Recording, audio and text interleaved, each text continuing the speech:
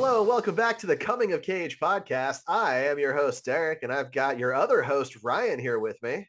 Hello. Hello. And we are here to talk to you about the 2002 Oscar-winning film, Adaptation, starring, of course, Nicolas Cage, as well as several other notable actors like Meryl Streep, Chris Cooper, and Tilda Swinton. Movie is directed by Spike Jonze, written by Charlie Kaufman, which is important for this particular film. If you don't know anything about the Coming of Cage podcast, we review Nicolas Cage movies. We spin a wheel and it picks whatever movie we're going to talk about next, and we got Adaptation.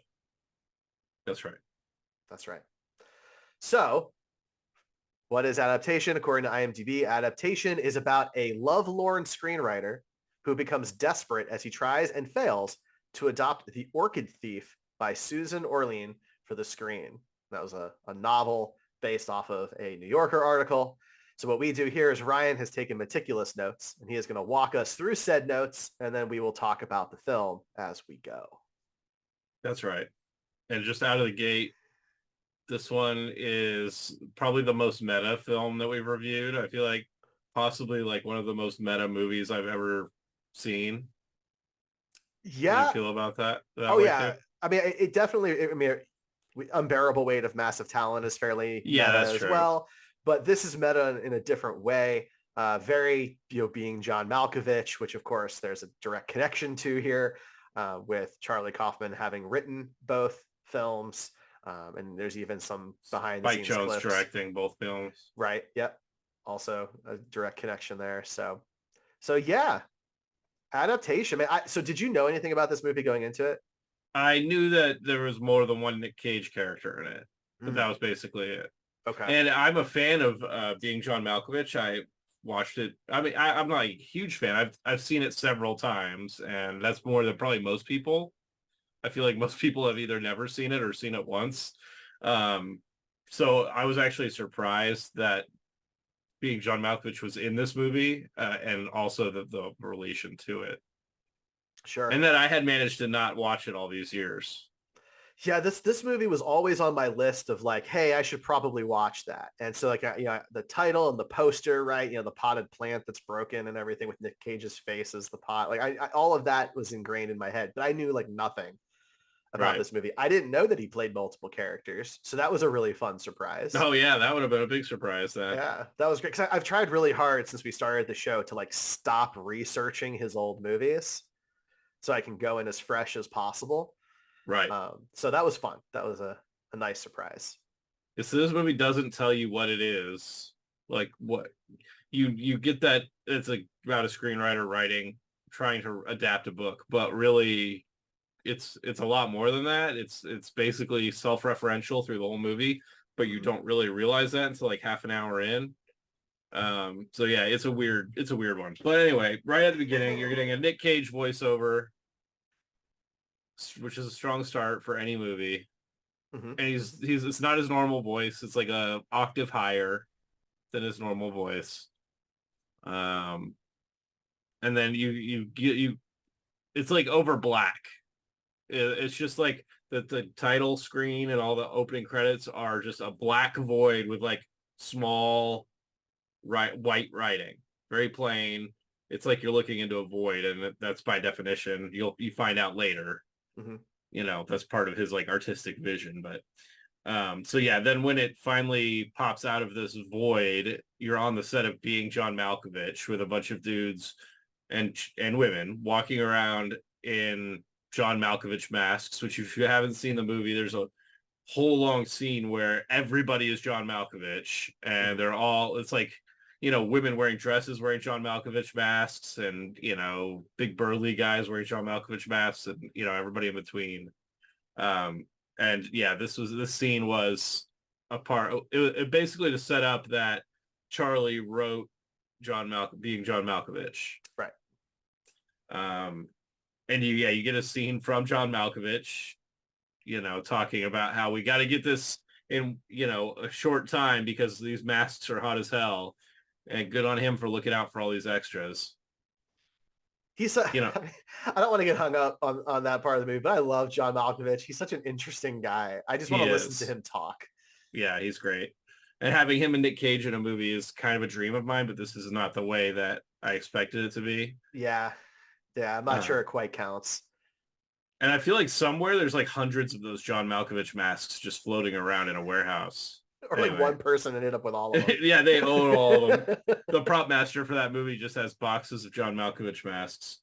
Um, so we get our first look at Nic Cage's character, one of his characters, Charlie Kaufman, who has like very like thinning hair. It's hair that's very different than Nic Cage's natural hair. Yes. So it was a cool, it was probably really good for him as an actor to get into character, because when he has this hair on, it's such a different look for him.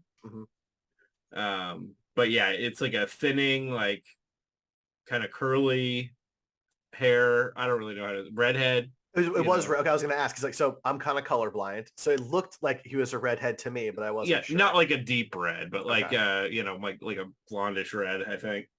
Yeah, it really caught me off guard because like I'm not used to seeing him change his physical appearance a whole lot for a role, other than like maybe facial hair.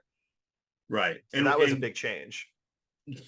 I mean, we'll probably touch on this several times throughout the whole movie, but it was actually like hard for me to see Nic Cage, like his normal acting self in this, because he did a really good job of changing his mannerisms. He had like his eyebrows furrowed like a lot of the movie to like he's constantly has this weight on his shoulders. He's slouching a lot of the movie. It's just he did a really good job, and that combined with the hair really like made you forget that this is Nic Cage. There's a couple scenes when he gets cagey, but really it's not a super cagey movie. Not in a stereotypical sense. No, he really does disappear into both of these roles. And because they are, Donald and Charlie are different people and they have different tones to them. Their voices are different. Their moods and attitudes are different. And it's subtle, but neither of them are Nick. But they're twins, so they look almost identical. Right. It was eerie at times, I think. Yeah. So then after the John Malkovich scene, we get this really weird scene of like the history of the Earth, essentially. Yeah. And I wrote down evolution as my note on it, but it really wasn't just evolution. I think that's where the focus was, but there was a lot of stuff in there that wasn't really related to evolution. Right. But it definitely was trying. There was the movie's called Adaptation, and evolution is a fairly heavy theme throughout the movie. There's lots of Charles Darwin references and things like that, but adaptation and evolution are two different things. So that kind of threw me for a loop. It's like they were using them interchangeably, but they're really not. I think they were using them interchangeably. I do think that because, it's supposed to show the passage of time, and it gets very meta later on when he's like talking about how to make that scene that we've already watched earlier in the movie. But I do think that they are using them interchangeably because of the focus on Darwin. They keep going back to he's reading Darwin at some point. Like they just keep focusing on that. I'm not entirely sure if like maybe just the title for the film just wasn't going to work calling it Evolution, right? Because there was already that comedy Evolution. Yeah, that was, what year did that come out? That was I think pretty close to that. Yeah. Yeah, they're released close to each other for sure. But the one with Duchovny and Julianne Moore. 2001. 2001. It was Evolution. So maybe they were going to call this Evolution, and then like 6 months before they're ready to lock the title, that movie comes out and they're like, shit. Yeah, exactly. I mean, honestly, that is probably accurate. But of course, like he's adapting something, right? As a writer, like his job is to, in this particular case, right, he's adapting a book, and then at the same time, so Susan Orlean, who's Meryl Streep's character, she has to adapt her own New Yorker article into a novel after adapting John LaRoche's, Chris Cooper's character, his story into it's like basically a series of adaptations. Which it is, but then they try and push that with evolution, and I don't know. You could make an argument that they're the same thing with different time periods, different, because adaptation is more like a short term and evolution is like a longer term, more permanent. You could make some argument for that, but it was a weird thing to do that interchangeably. I get the point that it was like they were adapting screenplays, and there's a lot of uses of the word play on the word of adaptation, and evolution wouldn't have fit as well into those, but you do evolve as a person as you age, and you can evolve can also mean change in the sense of like people, in their lifetime. So I don't know. It could have worked either way. Anyway, it was a weird way to kick off the movie. These like you watch sections. A fox get like completely go from like dying to like completely being rotted away and being a skeleton, and then you get a random birth scene like straight into the woman's vagina while a baby just rips it apart, which was really pleasant. Was that supposed to be Charlie being born? Is that what we were supposed to take I don't think so. So it's just a general baby? I think it was like just showing like how life moves, throughout the world. But yeah, it was, as someone that doesn't ever want kids and isn't, the world's biggest fan of lots of kids, that was a weird scene for me to just sit there and watch out of nowhere. Not expected. Anyway, I think the next scene is you see like a van running down the street and then taking like a sharp right Batman turn, like a quick, like drift turn in a van. And it shows inside the van, and you see Charles Darwin's book, or one of his books. I'm not sure how many he wrote, but a book by Charles Darwin on the ground. So that's kind of the start of, well, not the start, I guess the big montage of, evolution things was the start, but it's the connection. It's bringing the montage into the narrative. Yes, and there's plenty of that throughout the movie. A little heavy-handed, but yeah, Orchid Thief is my next note. I think it's just a reference to that's the book that he's getting ready to adapt. Yes. Oh no, actually, that was a note because they are literally thieving orchids in that scene. Yeah, I mean the title is literal. Yes, it shows this white guy and 3 Native Americans going out into the swamps and finding a flower called the ghost orchid and basically poaching it. If that's what it's called for plants, I'm assuming it is, or something along those lines, where they're taking it alive. Yeah, I'm sure it's They take a whole bunch of these rare orchids and you get, I think, is this where you get the scene with the trooper? Which was a really good scene, actually. It does a good job of setting up the character. What was that guy's name? LaRoche. Yeah. It was a really good scene for setting up LaRoche. LaRoche is the white guy that's with these Native American men, and Chris Cooper's character. Yes, Chris Cooper's character, and they're unloading all these orchids and putting them into one of the vehicles, and this like park ranger pulls up, and LaRoche is like being very cooperative with the trooper, and through his dialogue he's basically setting up that this was all planned, that if a white person had done this, then he could be arrested because these are protected species. And, but because it's Native Americans, they have additional rights relating to collection of flora and fauna, that kind of thing. And that he references a trial that was similar to this situation where the Native American person got off. They collected something and had gotten off with collecting it, even though it was a federal crime because of their heritage. And it's it sets up the character. I don't want to go too long with it, but it sets up the character that he's smarter than he looks. And he's very charismatic. Very charismatic, yes. That's something that's a theme throughout the film. But yeah, he trips up this park ranger. Poor park ranger. Yeah. And he has no idea how to respond, and it's a whole thing. But it's a good job. It's a good way of setting up that character for sure. And it's kind of the first moments for that character. It wasn't what I was expecting at all. Same, that whole scene, like it totally changed my preconceived notions of LaRoche immediately. I found it fascinating. Next thing you know, there's a couple more cars and dozens of rangers and officers. And they're going through, and LaRoche is like explaining what every single plant Yeah, is. like the scientific name, the Latin names. Because like I think, and this is planting the seed, no pun intended, that he also likes people to know how smart he is.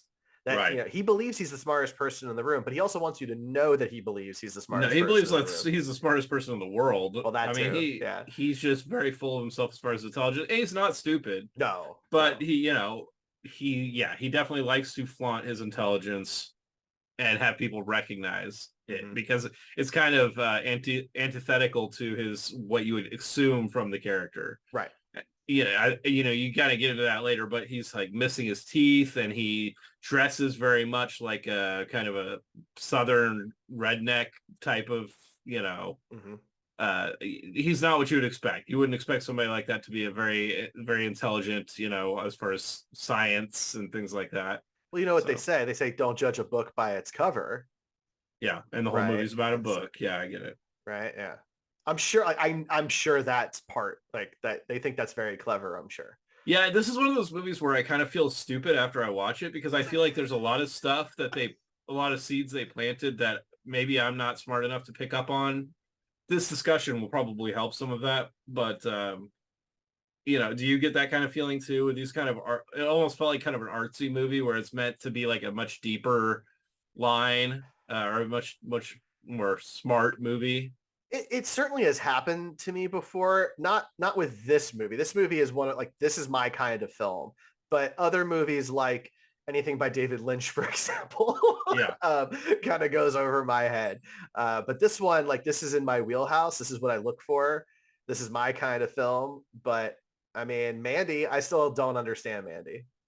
Well, when a movie is so self-referential and meta like this, that's when it's not my wheelhouse. It's more like I'm holding on for dear life, trying to hope that I'm smart enough to understand what they're trying to accomplish with the end of the movie. And I think I picked up on a lot of it, but there's probably a lot I missed as well. And, I'm not necessarily itching for a rewatch at this point, but, maybe someday. And that's the thing, right? You and I have each seen it one time, 20 years after it came out.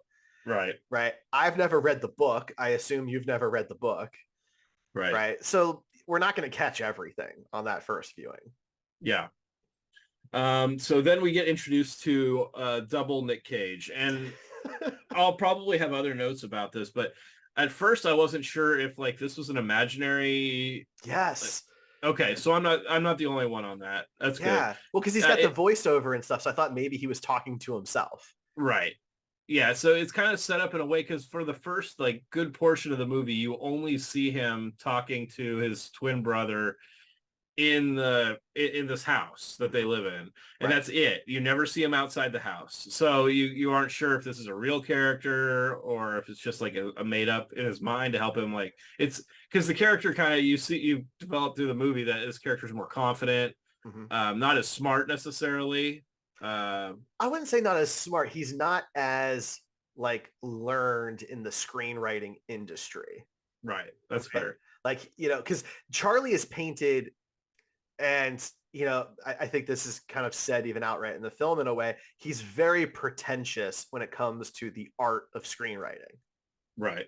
Right. Donald's not like that. Donald wants to get into it. That's not his thing. And so he's just coming into it with all this enthusiasm and no pretension around it. And, he has no problem with the self-help books and all those different types of things. So I don't know that it's an intelligence factor as much as Charlie is just pretentious. Right. He's up on his high horse about it. Yeah. Right. Yeah. It is interesting that Nicolas Cage is only credited as Charlie Kaufman on IMDb too, but I just noticed that. Interesting. Well, supposedly there's a shot where you see Donald behind him or something, and supposedly in one shot it is the actual Charlie Kaufman in a reflection or something like that. I don't know. I'd have to rewatch it to see if I could catch it, but weird. Yeah. So my next note is that I identify with his overthinking. There's a lot of scenes in this movie where it's him trying to figure out what the screenplay is going to be. And when he's, but I don't think that's actually one of the scenes I was talking about. I think there's a lot of scenes with women. Specifically, there's one scene with a woman where he's should I kiss her? Should I not kiss her? is this, he's going through all these different scenarios and the possible outcomes in his head. And honestly, like, it's probably pretty sad, but I have that, I do that really Sure. badly. And like, this is the first movie I've seen where it feels almost like that's a thing that is recognized. That's not really something that people talk about that much. Mm-hmm. And you don't really see it this way. So that was interesting to me. And yeah, I'm probably not as bad as he is, because the way they have it portrayed, he's over the top on a lot of this stuff on the extreme end. And I'm not that bad, but I am, not too far off. I think, we watch his journey, right? How he adapts throughout the film. And at the beginning, it is like literally holding him back and locking him down and impacting his life in a negative way. He has no action, right? There's a term, agency, right? Where it's all in his head and he talks himself out of everything. Yeah. Right. Whereas like you've done stuff. You might have talked yourself out of some things maybe, right? But I've also watched you do some really cool things that, take risk and take ingenuity and creativity, right? That someone has to move beyond the thought process. And at the beginning of the movie, he can't do it. He is incapable of doing it. That's true. And I guess we haven't really mentioned like the overall plot at this point, but essentially where you're at this point in the movie is Charlie Kaufman gets hired to write the screen adaptation of The Orchid Thief, mm-hmm. which is a book that's written by Meryl Streep's character, Susan Orlean, and she wrote an article for The New Yorker that got made into this novel that he's adapting as a screenwriter. So the way this movie is kind of set up is that you're seeing Charlie going through, this is the way the movie's set up at this point, is that you're seeing Charlie go through the process of trying to adapt this, but then it's doing kind of flashbacks to that you don't know are flashbacks because it's, it's not really in your face. You figure it out as time goes on, of Susan Orlean meeting this character that's the main character of The Orchid Thief, and kind of doing the story of the book. You're kind of seeing that come through, and interjected with Charlie Kaufman's trying to adapt the screenplay in the future. And it kind of meets up somewhere in the middle. But have you ever heard of a novel called House of Leaves? No. Okay. House of Leaves, this reminds me of House of Leaves. So anybody out there who, if you liked Adaptation, go read House of Leaves. If you've read House of Leaves, this movie has a lot of the narrative meta complexities to it, right? And I loved it. I love that so much, right? It's a movie about a guy who's trying to write a screenplay about a book that's about a New Yorker article that's about a woman who meets an orchid. It's just like it just keeps going more and more levels. It's fascinating to me.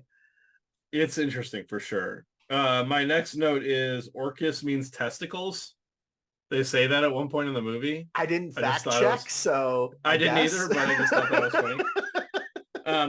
So during one of these flashbacks, it shows Susan going to the nursery. So the actual Orchid Thief plot line, the guy is having these Native Americans collect these ghost orchids, mm-hmm. and because they're going to take it to a nursery, and they can actually keep them and nurse them back to health. He's just going to supervise and use cultivate them essentially and produce more of them. And he's saying that because they're a protected and rare species, that he'll be able to, get them to people that want them, but also save the species by repopulating. Like at that point, he sounds like the hero. Right. He doesn't sound like he's doing anything bad, Well, he is. He's skirting doing the law, it for the right reasons. Right. Yeah, exactly. Yeah. And so you're not, you don't know what kind of guy he is at that point, but it sounds like he's not that bad of a guy. He's just kind of skirting the law to try and do the right thing. But anyway, she goes to this nursery and he's not there. And one of the Native American men from that story that he told her is there. And he says this line about, I can see your sadness. It's lovely. Yeah. It's just a weird line. Well, later in the movie, it's alluded to the fact that the guy might have been high at the time. Was high at the time, yeah. Right. Well, I mean, LaRoche doesn't know for certain. He's just assuming. Yeah. But yeah. because supposedly, so what the Native Americans do is they crush up parts of the orchids and basically create a drug that they use for some of their rituals. Yes, And but we don't know that at this not point. yet. Yeah, we don't know that That's yet. way later in the movie. Yeah. Because that's a huge plot point later in the movie. It's kind of a big reveal. Well, I mean, that I think we're talking about two different parts, but we'll get there. We'll get my there. next note is B cam. I feel like there's a point when like they're talking. It's another like I don't know if it's an evolution reference, but basically there's a bee like a camera on a bee like flying around, pollinating flower. Oh, I think it's when they're talking about pollinate, like how they're gonna, you know, and you see the bees like having sex with the flowers, and it's because he's describing it to Orlean. LaRoche is describing the pollination like as like the sex dance between the bees and the flowers. It's very like, uncomfortable. And watching the bees, like, according to what he's saying, have sex with the flowers, which obviously is not exactly how bees work. But yeah, there's like up close shots of like the bees rolling around in flowers and stuff. It's very weird. Very weird. But he's talking like part of this goes into how like why the orchids are, you know, they're so different. There's so many different kinds. And like, you know, there's the ghost orchid is designed in such a way where Darwin had theorized some moth that had like an 11-inch tongue or whatever to drink the pollen in this orchid. And then, you know, 50 years later or whatever, scientists discover this moth that can do that. And so it's playing into the symbiosis between like the insect world and the orchids and how it's like this ecosystem. I don't think it was an 11-inch tongue. That would be a huge tongue on a tiny moth. Was it 11 I think it was like 11 centimeters or something. Centimeters? Yeah. I don't know.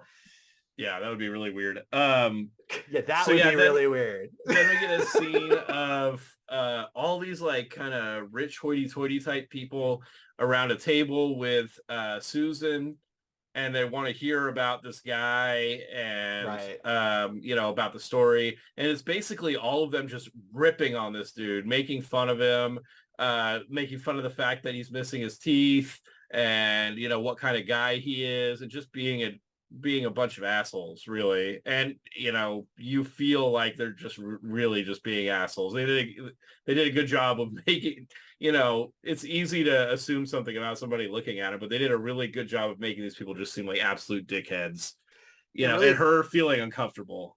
I mean, she's feeling uncomfortable, but she's also like still going along with it. Yeah. Right. And it really paints her in this negative light that for me doesn't ever leave the character, because at this point, LaRoche isn't like, he's not hurting anybody. He's not doing anything dumb. He's very like, he's very meticulous about the way that he's handling these things.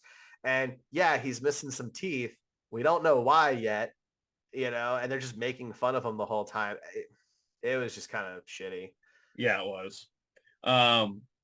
So earlier in the movie, you got to see LaRoche, or not LaRoche, you got to see Charlie go on a date, what seemed like a date with this woman, Amelia. Right. And she clearly wants it to be something more. Mm-hmm. And he did not. Or he did, but he was too scared to like actually take the leap to kiss her and make it something real. Well, then we get this scene of him at a coffee shop, or some sort of coffee shop or a restaurant or something. The diner. Yeah, diner. And he this waitress approaches him and sees that he's reading a book about orchids, and she talks about how she loves orchids and that there's an orchid show and they should go. Mm-hmm. And so the next scene you see like her and him like at the orchid show having fun, and then you see them like making out in like this private area in the back. And so my next note was dude gets a lot of play. And then my next note was boobs. Yeah. And then my next note was, never mind, it's a dream. And you see him like, it like cuts to a cold, like dark room where he's like jerking off to the light of his TV, essentially. And that's not the last time that happens. That's the first of many times that happens in the movie. So he doesn't actually get a lot of play. He just dreams about getting a lot of play. Well, that's the thing, right? Like, it shows how trapped in his own head he is, and he has no action on anything. He has all these thoughts, all these ideas, and he doesn't do anything with them initially. Right. That's his big obstacle. Waitress played by Judy Greer, by the way, for those playing at home. Yeah. So then my next note is second Nic Cage real? And at that because point, I I'm still wasn't sure. at this I point, really wasn't. it's not sure. He's like laying on the ground a lot. Well, because he had like a back injury or something. As we Right. just keep And so seeing him in these weird positions. yeah, he just like pushing himself around with his feet to move around while he's laying on his back on the hardwood floor. I liked Donald a lot.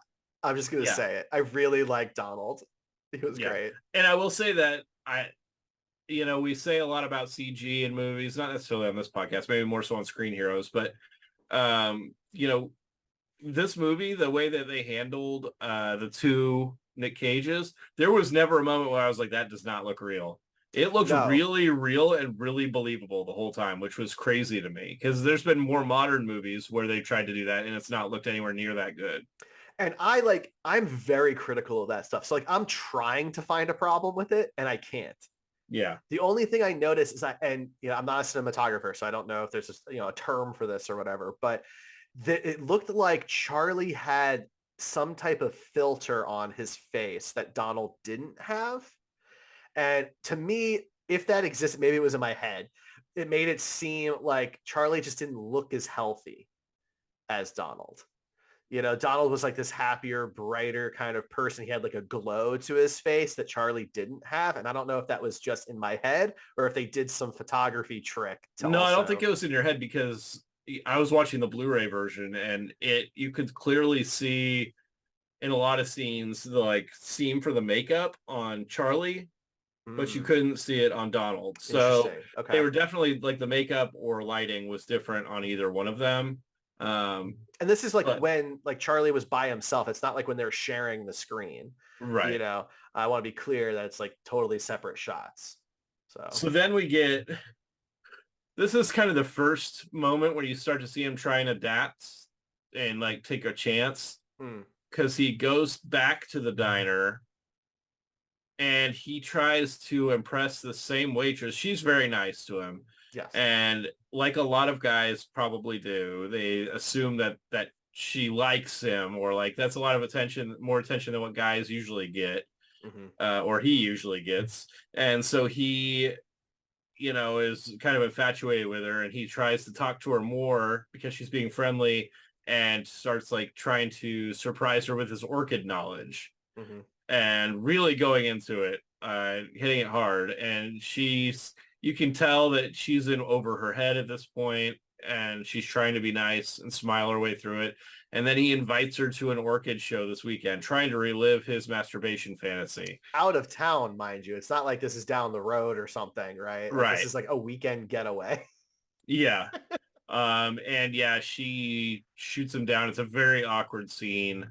But well done. It was just, you definitely felt really uncomfortable in the scene. And you see the girl go over to like her manager or a coworker or something, and they're both like looking at him, and it's just very uncomfortable. Yep. That's like, it's really well done, right? Like Nic is so believable in this role throughout the whole film that like you get the awkward feelings, the uncomfortable feelings that it's shooting for. Just really well done. Right. My next note, I had adaptation versus evolution for some reason. I'm not sure what triggered that in this moment, but anyway. So I guess then we get a scene. I don't remember what's being filmed, but they're basically on a film set, Charlie and Donald. And this is where how I note says they're both on the set. So I guess he's real. So yeah. So I think they're still filming Being John Malkovich. Oh, okay. Because like some of the sets looked familiar from the film. And I think the idea is that like, his job is done as the screenwriter. He's on set in case anybody has any questions for him, but like they're making the movie at this point. Yes. His brother is there. For some reason. asking people about his screenplay and, flirting with Maggie Gyllenhaal. Maggie Gyllenhaal, who plays a, person on the set. I forget her character's name. So and my next note is brother is a ladies' man. And he said, this is a line from the movie. I don't really remember the context, but he says, push, push in the bush. I don't remember why he says that. I think it was at the party afterwards or something where he invited Maggie Gyllenhaal to.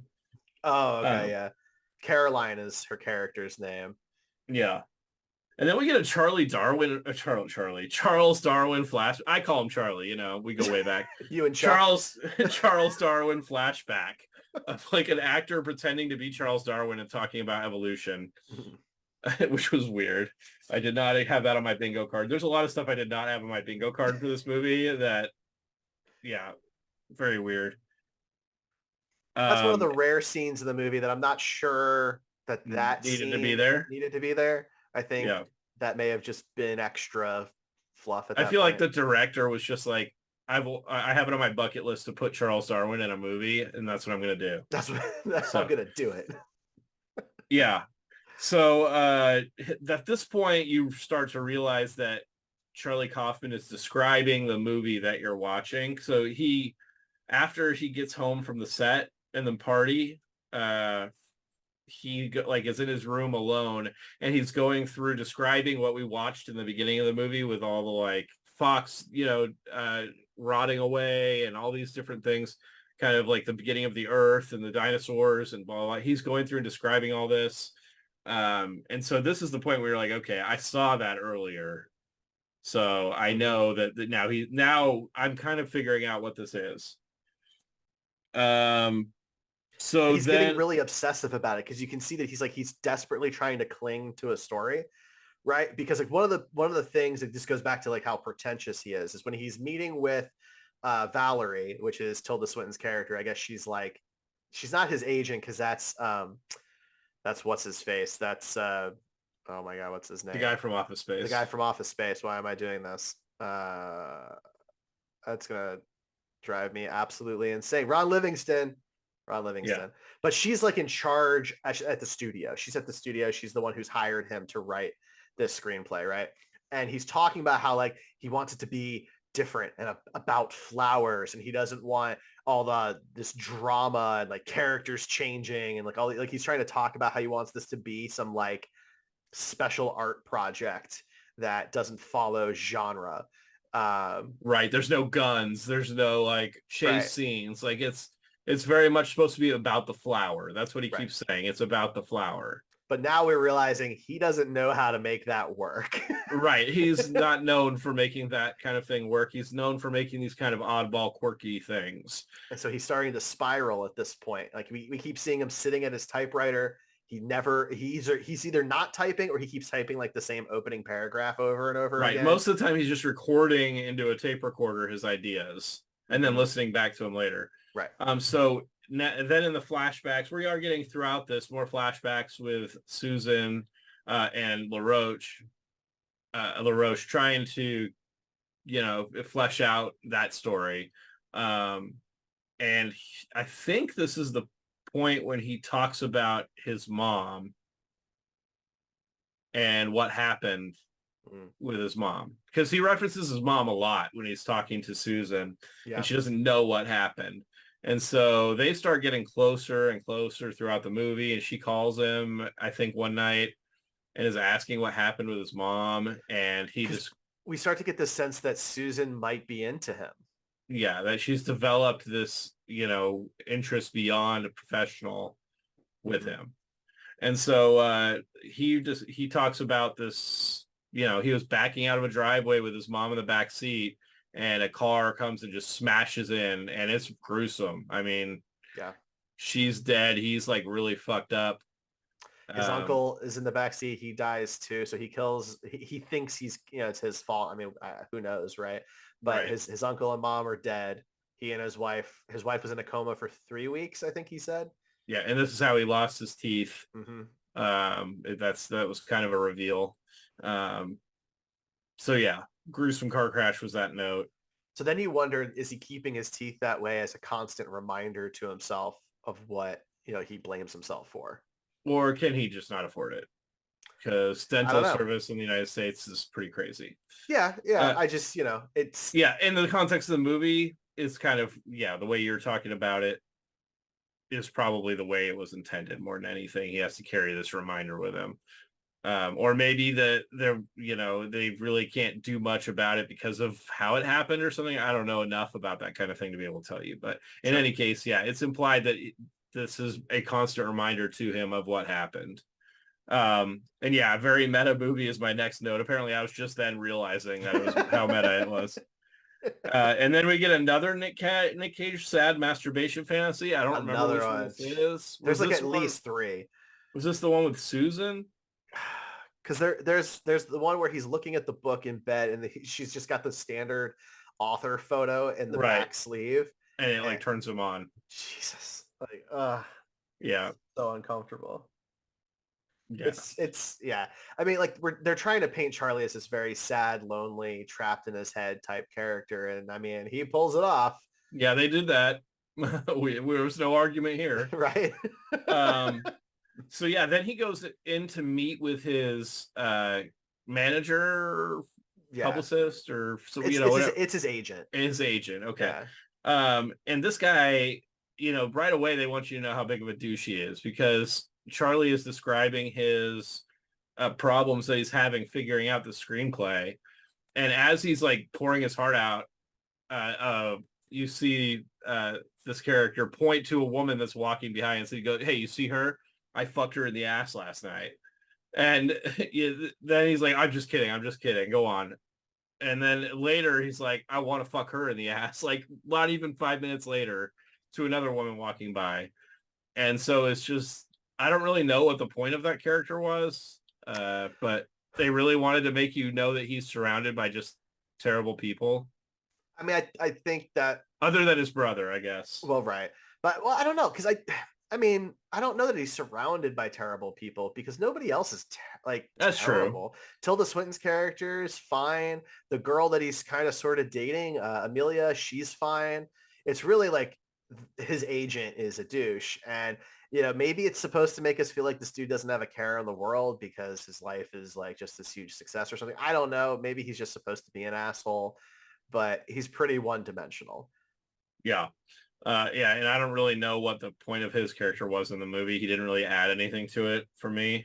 I think it's just supposed to keep pushing the sense of urgency on Charlie to get the script done because Ron's his character's name is Marty, is the one who's like, hey, like Valerie's waiting on the script, man. Like, what can you give me? Can you give me something by Monday? And like he kind of like calls a couple of times, like when he's in New York and stuff. It's supposed to keep that clock moving on Charlie, right, so that like we as the audience know like this is a real job. He's got to get this done. This isn't just some project that can take 10 years.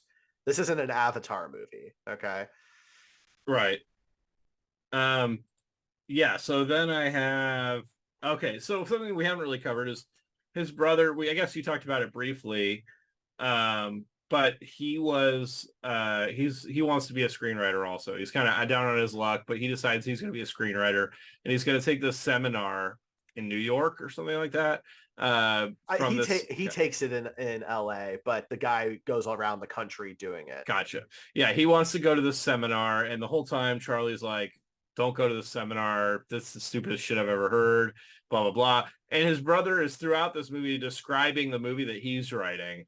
And it's just the tropiest, it is, like screenwriter's nightmare. It reminded me of, did you ever see the John Cusack movie Identity?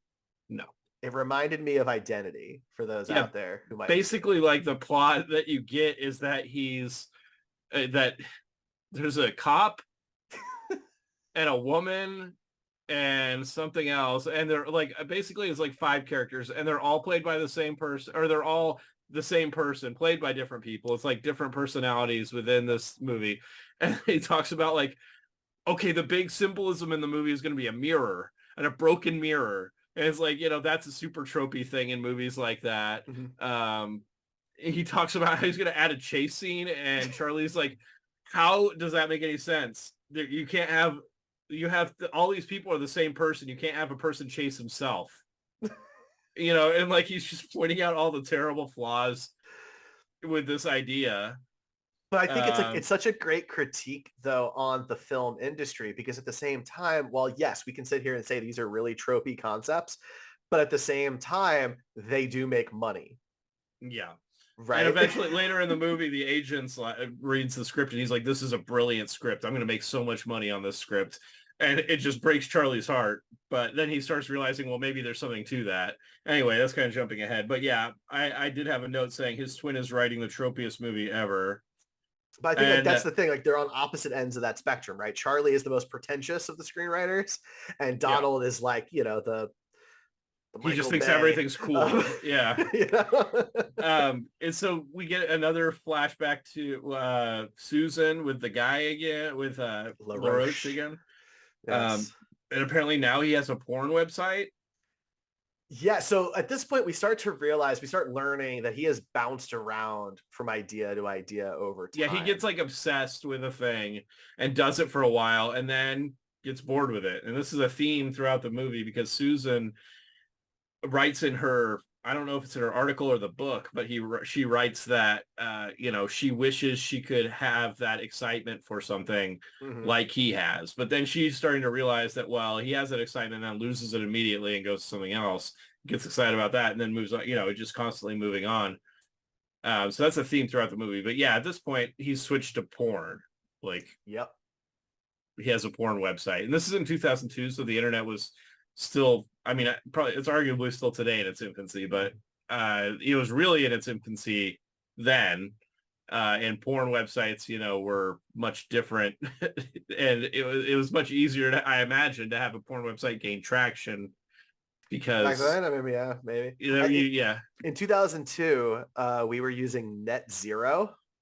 Anybody remember Net Zero, the free internet? That was what we had because we America Online. This was after AOL. AOL was the 90s. AOL's still around, so there's no after AOL. There is no after AOL. The world will end before AOL goes away.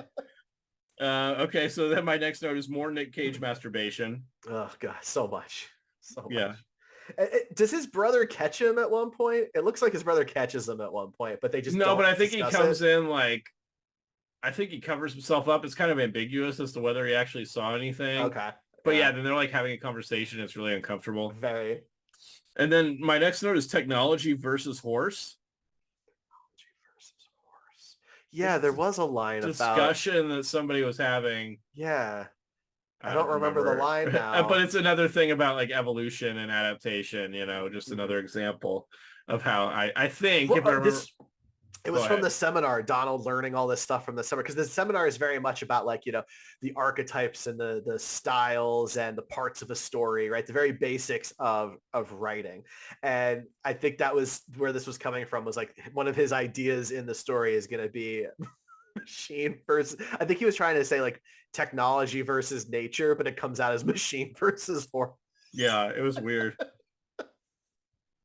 So then we get another, I can tell. Then we get another flashback. Well, we don't really know actually if it's flashbacks at this point, because at a certain point the movie catches up with itself. Right. But we get another scene where it jumps to Susan and LaRoche, and they're in the swamp, and he's finally taking her to try and see the ghost orchid. Right. And they get lost in the swamp. And that was my note. Lost in the swamp. I think, as far as timeline is concerned, that everything between Susan and LaRoche is in the past until New York. Until New York. Okay. Until the Kaufmans are in New York and they're spying on her with the binoculars. Gotcha. And then follow her down to Florida or whatever. I think at that point, that's when everything is caught up. Prior to that, it's like a 5-year time jump that they're slowly moving to the present. Yeah. So that's fair. It could be. And my next note is he is so awkward. I don't really know what that was in reference to, but yes, Charlie was very awkward. So my next note is about when Charlie brings Donald's script to the agent. The agent actually calls Donald's script the smartest script all year, which, that is also kind of making fun of the whole, like, it's a critique of Hollywood as a whole, because it's not a smart script at all. It's really like, it's to make dumb people feel smart, which there's a lot of movies like that. Well, that's the thing, right? Like, when you say smart script, do you mean like this is going to make a successful movie? That means something different than, say, the script for John Malkovich, which is a very complex, high mind, meta philosophical. Right. Your average concept. moviegoer would probably not really love that movie. Right. They'd but probably at the go, same what time, the hell was that? Right. Furious 7 makes $1 billion. Was that a smart script? Well, it's a very successful film. Maybe that was smart. I don't know. See, when I think of smart script versus smart versus a script that's made to make people feel smart is like, I think of, like you said, being John Malkovich would be a good one for an actual smart movie. But then like something like Donnie Darko, which is a movie I like, don't get me wrong, but I feel like everybody that says they like Donnie Darko, they don't actually know what it's about, and I don't know what it's actually about. And I'm pretty sure the people that made the movie, if that they've been interviewed and said we have no idea what it's about, it's up to interpretation. So that's a movie that makes, I don't want to say all dumb people, like it makes people feel smarter than they actually are. It doesn't mean you're dumb, but I think there's two different things there. A lot of movies are made that way to make somebody who's not necessarily the smartest person feel smart while they're watching it. Well, yeah, if there's a mystery involved and people can guess the twist or something like that, it makes them feel like, oh, I figured it out. Like the Knives Out movies. That's a good feeling. Sure. Versus like, but then at the same time, like that's why some movies get slammed like that for taking that away from the audience by just coming up with something the audience couldn't possibly have been aware of to be like, oh, we got you.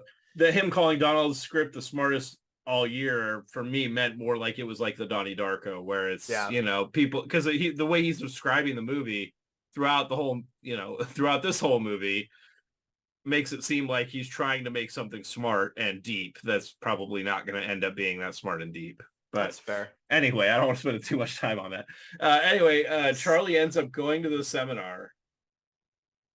I'm sorry, I was going to take us down a tangent. I'm not going to. That he criticized the seminar he told his brother not to go to because it was stupid. He ends up going to the seminar. Yeah, because he goes. His brother talks him into going to New York to meet with Susan because he was supposed to have a chance to meet with her in L.A. He chickened out, and Donald talks him into going to meet her because Charlie is stuck. Right. So that's why, just real quick, like that's why he's in New York to begin with, is to meet Susan, which he chickens out again. Yeah, he sees her. She gets in the same elevator at the where she works, and he starts to try and say something to her, but she leaves the elevator and he doesn't say anything. So then, he goes to the seminar that happens to be in the town at the same time. Mm-hmm. And the guy that was doing the seminar, giving the seminar, Robert McKee. Yeah, one of the big things he says is talking about never use voiceover. I laughed so hard at that. So this is so great. So this is Brian Cox playing the character. I love Brian Cox. He's wonderful. McKee is a real person that this character is based off of course.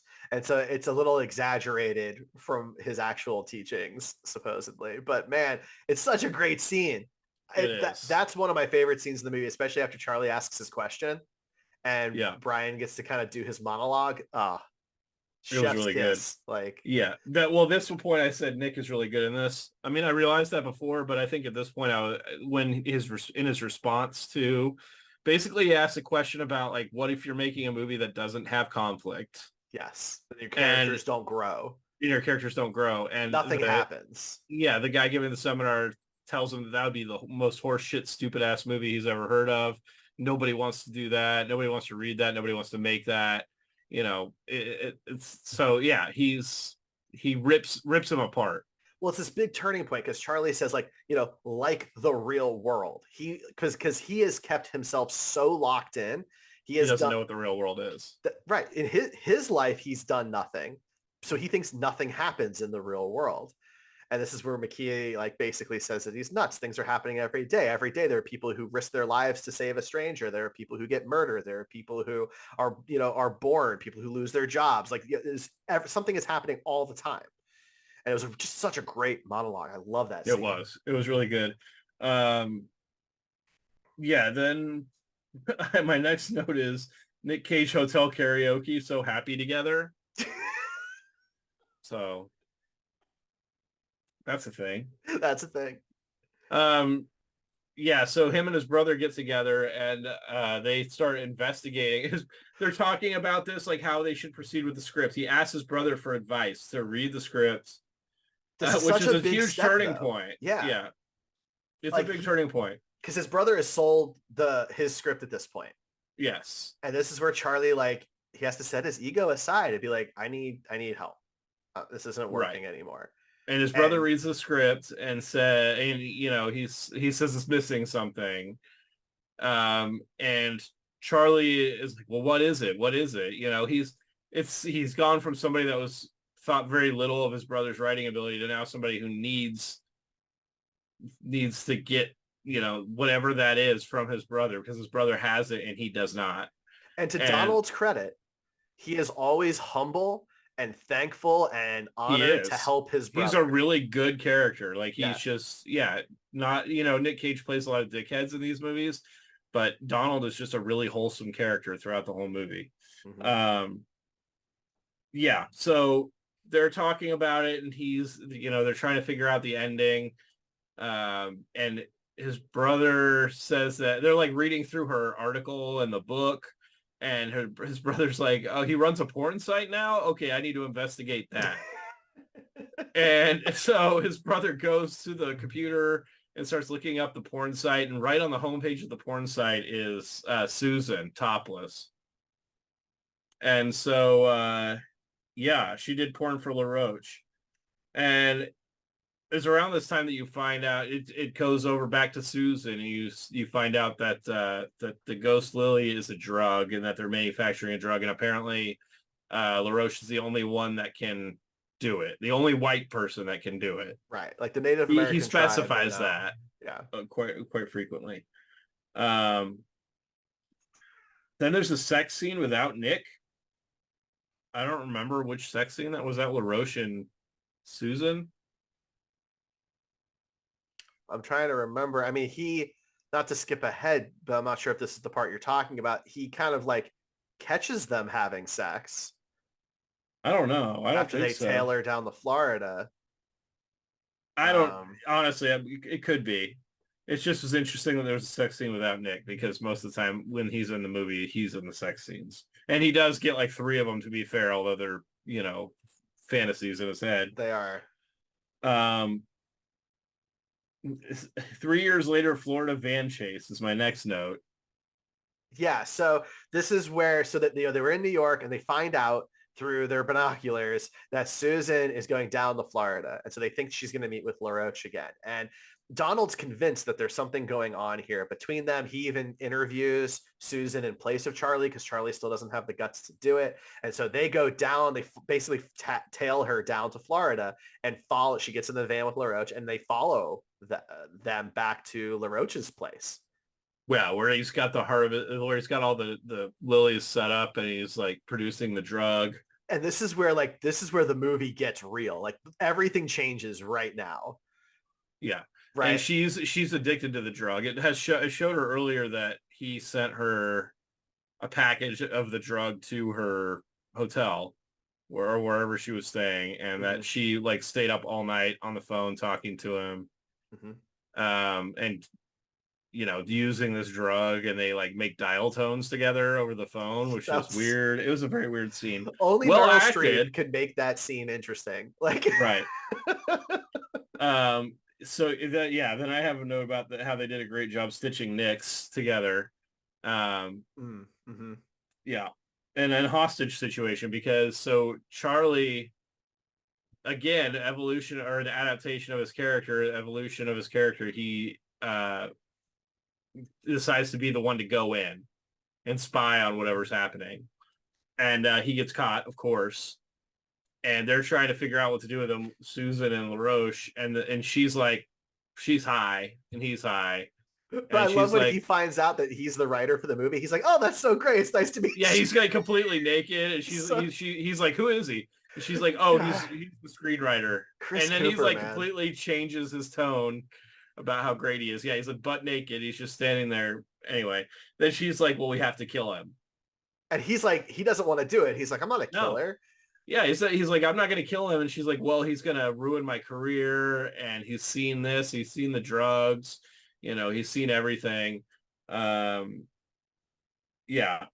And so like the next scene, you see him driving the car and she's got a gun pointed at him, which apparently she had a gun. I mean, I don't know. It's never established that she carries a gun or like has knowledge of guns or anything, but she has a gun pointed at him while he's driving, and they're taking him out to the swamp. It's not a stretch to me though that LaRoche would have a couple of guns, given like that he spends so much time around like alligators and in swamps and stuff. Like I guess fine. So he just gave her a gun even though he didn't want to kill the guy. Well, he I don't goes know. It was along with weird. it, and he's got the That's true. rifle. Like, he doesn't want to do it, but he also like wants to like support her, I guess, for lack of a better word. Right. So she starts getting out of the car, and it's revealed that Donald is in the back seat hiding under some blankets. And when she gets out of the I car, he like laughed. opens the door and smashes her with the door, knocks the gun out of her hand. And then him and his brother both start running into the swamp. This is the same swamp where they got that Susan and LaRoche got lost before. Mm-hmm. And so yeah, my next note was I did not have twin Nic Cages running through the swamp on my bingo card. But it's so great. It's like his at night swamp chase. Like, we didn't even get that in his New Orleans movies. And at some point she's like, I can hear him breathing. And they're like questioning who the other guy is. They don't really know at this point. Right, because it was dark, so they don't know that Charlie has a twin. Yeah. Right. So they don't have no idea who the second person is, which is just really fun. So at this point, I had a theory, and maybe it's fucking stupid or crazy. You can tell me. Ooh. But I feel like, so when they were in New York and his brother, they're talking about the ending to this movie and what they need to do. This felt to me like the ending that his brother would have written, because, there's a car chase, gunshots, murder, an alligator eating somebody, all these things. So this felt to me like it was, I don't know how it fits in, but it did feel to me, because this is a totally different tone than the entire rest of the movie. Mm-hmm. It goes off the rails at this point, feels like a totally different movie. Not in a bad way necessarily, but. So here's here's how my theory ties into that. Everything that happens after they leave the hotel room never happened. Right. It was just the ending that the brother wrote. Exactly. His brother comes to New York, right, and helps him fix up the script. Because you even get that at the end, at the very, very end of the movie, he's still writing the movie in that final scene. Right. Right. That's not actually Charlie. That's the character Charlie. The voiceover is the real Charlie. So everything that happens, the spying on Susan, being able to read her ticket information off that computer from across the street, going down to Florida, none of that happens. That's all in the script. And my next note is, this is the added conflict and character growth that they said his script needed. Exactly. So then we get the next morning. They've stayed out in the swamp all night. They do have a touching moment, the two of them. Yeah, they have a little conversation that's very touching, where he tells his brother that he respects him and stuff like that. It's nice. It's a nice brother scene. Mm-hmm. And then, the next morning, they see their car on the road, but then they don't see the van immediately. So they start walking up to the car, and they notice that LaRoche is sleeping against a guardrail across the street with a rifle slung over his shoulder. Mm-hmm. And then they hear Susan down the road with the van, and she sees them, and she wakes up LaRoche, and LaRoche gets startled and fires a shot. Oh wait, was that? No, this is yeah. This was then. He gets startled and fires a shot from his rifle, and it hits Donald in the arm. Yeah, in the arm. And so is it then that they run out into the swamp? No, was the car chase right before that? Yeah, it was the car chase first. No, I guess you're right. No, wait. Yeah. They run into the car because it's just Charlie for the last swamp bit. So yeah, they get into the car, and it's a car chase. Yeah, the car chase, and then the park ranger comes over this hill or blind turn or whatever in his truck and slams into the side of the car. And it's very reminiscent of LaRoche's accident, where his brother Donald gets slung out of the car and is basically dying on the pavement. And you get this scene where they sing So Happy Together, mm-hmm. or he sings So Happy Together to him. And then LaRoche and Susan show up again and chase him out into the swamp. And Charlie gets away. You can see some of the how the script changes here. You can see some of these tropey things, right? Like, it's like when they're driving down the road really fast, Charlie keeps looking over at Donald, and my thought in my head, I'm like, don't do that. You're gonna hit something. Don't do that. Yeah, right. It's exactly. Definitely more that. tropey things start to happen, and this death scene with Donald is very long, considering they were just being chased by somebody. You know what I mean? It's like an extended scene. Anyway, Donald dies. Charlie gets chased into the swamp, by these two, and he sees some gators in the swamp, so he stops, and you can tell he's really conflicted about whether he wants to try and keep running and try his luck with the gators, or if he's going to stand there and try his luck with the people with guns. And so Susan convinces LaRoche to kill Charlie, but right as he's getting ready to pull the trigger, a gator comes out and just mangles the shit out of him. And then Susan is so distraught and screaming about how, Charlie's ruined their life and ruined everything and blah, blah, blah, and crying. And she calls him a name, and then he calls her a name back. And yeah. Well, I also had in here Nic Cage dies in the end, because that's technically true. He does. One of them does die in the end, which is something, if you haven't listened to all our other episodes, that's pretty frequent in Nic Cage movie. He dies a lot. He dies a lot in the end of these movies. So now my next note is he kissed her character growth. Oh, right. So yeah, the paramedics show up and all those types of things. He tells his mom, yada, yada, yada. Now he's home. Yes. He's a changed man. He finally kisses Amelia. Even though she's with somebody now. She has a boyfriend, yeah. Homewrecker. And then my last note is Imagine Me and You. I guess he sings that, either he sings that song again or it plays. One of the two. I can't remember. I think it plays. Yeah. And he's doing another voiceover, even though the script just criticized that. He actually acknowledges it, and he says, "Oh, they said no voiceover. Oh, well, screw that. This is, it's perfect for this moment," or something. He's talking about how the movie ends as the movie's ending, and yeah, that's kind of the end of it. Drives off into the sunset with his. Now he's got a date with his lady. Yep. And that's it. That's the movie. Yeah, 2 hours long. It's wild. It is a wild movie. I find it fascinating. I think you're absolutely right. I think from the moment Donald enters that apartment and agrees to help, or the hotel room, and offers to help with the script, everything after that is just the new version of the script. Right. It's so great. I love it. I watched this with my girlfriend, and she was like, "So nothing happened to Susan? Like, what was?" And I was like, "That's not part of the story, Right. Something happened. She either got caught or she didn't." Yeah, there's a lot of unanswered questions at the end of the story, but they're not questions that necessarily need answers to complete the story. So, I was fine with it, but she had a little more trouble with that than I did.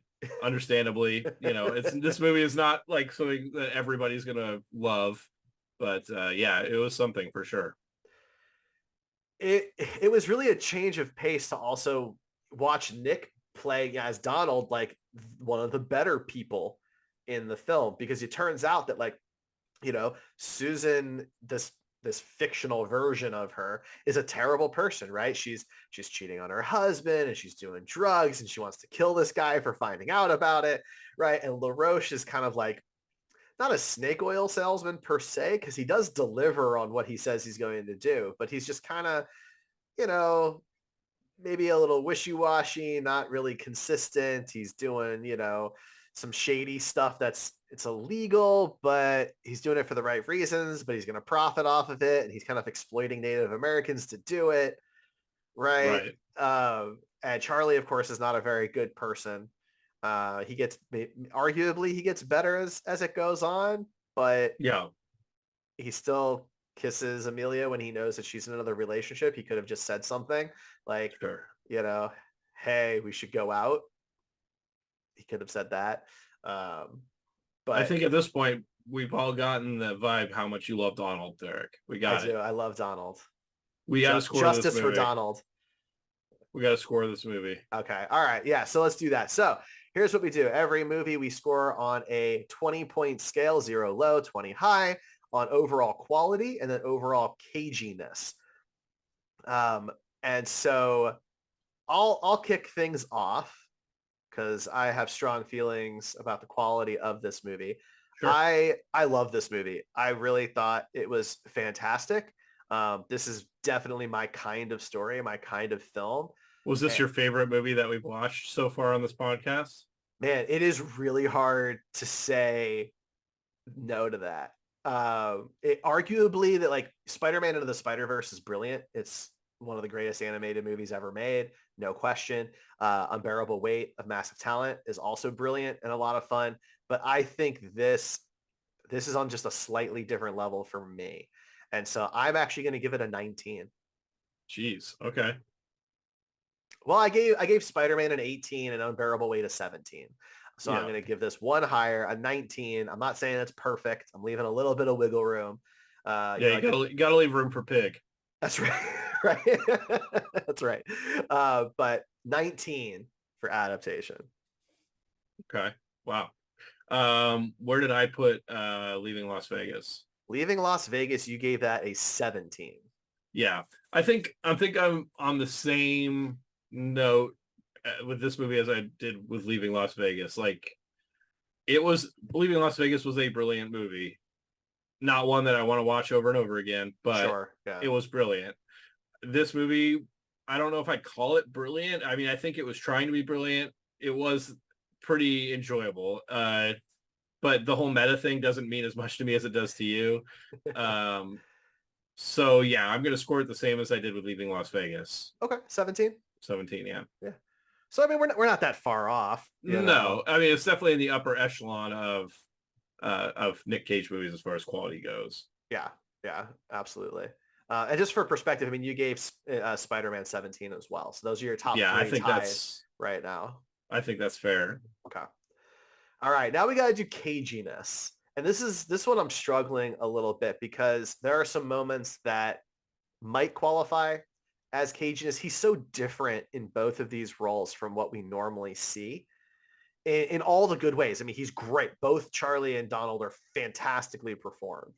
Right. So, Ryan, what's your caginess level here? So I think off of our general, the way we've been scoring these movies for caginess, it's pretty low.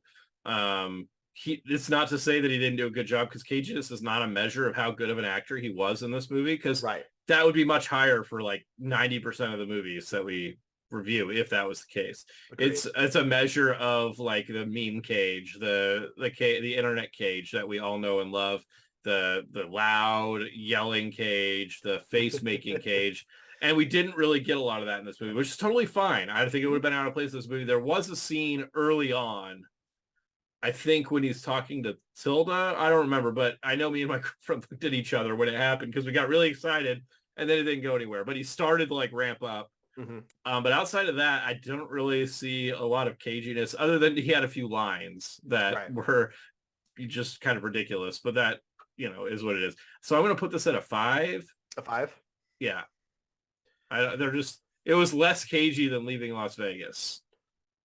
What would I give that one for caginess? That we gave a pretty high caginess factor. Oh, actually. Yeah, because there was some pretty big scenes for that. Yeah, that's true. Yeah. That's true. At a 5, I mean, you're putting it on par. It would be above Joe. It would be above Joe in caginess. Yeah, I mean, we gave Joe a 1. Yeah, so I mean, that's as straight as an I think arrow. You do have to take the fact that he's playing two different characters into account a little bit. That's why I'm giving it a little more credit than I normally would for the amount of caginess in the movie. But where are you at? So I'm not much higher than that. I was kind of going back and forth between a 6 and a 7 because I just, because of the two characters, and there's some stuff, especially in Donald and his facial expressions and things like that are a little cagey. But you're right. There's not like these big moments, meme moments that you're normally seeing in some of his other outrageous stuff. But I think I'm going to give it a 7 because of the dual roles and the fact that they both do some cagey things. And if that had all been one character, I think that would have bumped it up for us. Sure. So I'm going to give it a 7.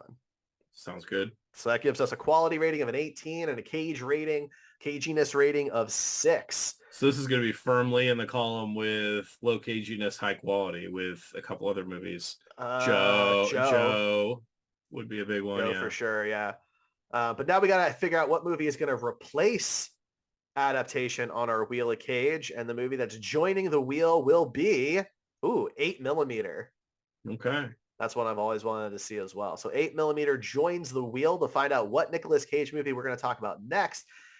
Go ahead and head over to comingofcage.com and watch the Wheel of Cage next week as we spin to pick episode 26, by the way, which will also be our 1-year anniversary episode.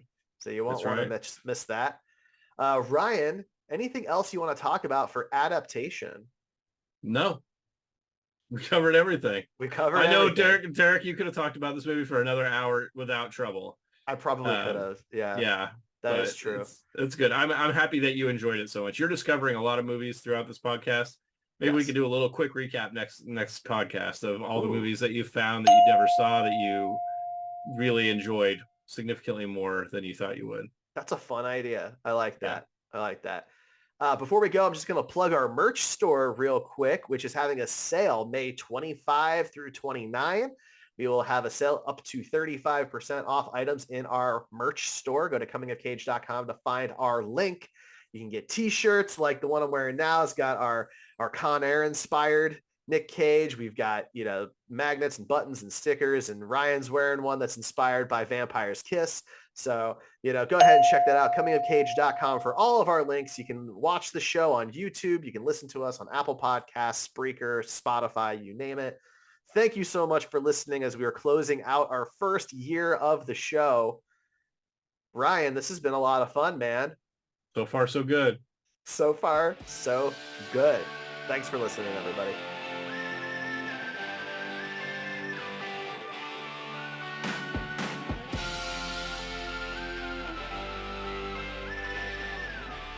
Beefy Adrian Brody. This is not your normal Oscar material. Right. I mean, except for the fact that it has Meryl Streep in it. That makes it Oscar material. Because, right. Because she's been nominated like 27 times.